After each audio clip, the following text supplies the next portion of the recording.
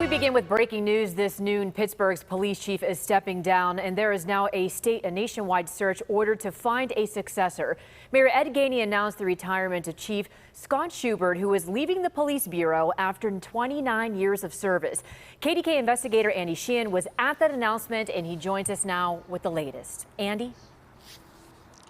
Well, Chief Schubert has been a career police officer, working his way up from patrol officer all the way to chief of police, but he has decided it is time to move on. This morning at a press conference, Mayor Gainey announced that Chief Schubert would be calling it a career.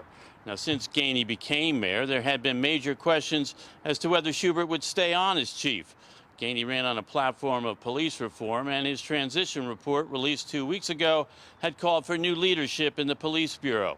In his tenure as chief, Schubert had instituted many of the reforms Gainey has been calling for: implicit bias training, de-escalation tactics, and more police community relations and officers walking the beat. But the transition report indicated those reforms had fallen short. Gainey said in the coming days he'll impanel a search committee made up of community members and public safety officials who will select a firm to help in a national search and present their findings in 6 months.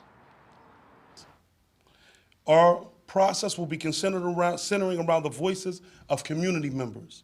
In this important decision for the future of our police force in our city, it is critical in the work to help build strong police-community relations. Now, Chief Schubert was not at the press conference, and he will be working as chief until July 1st, at which time he will be replaced in an acting capacity by Assistant Chief Tom Stangrecki. Now, coming up in our later broadcast, I'll talk about his career, and I'll also talk about what is going to be expected from his successor. Reporting live at police headquarters, Andy Sheehan, KDKA News.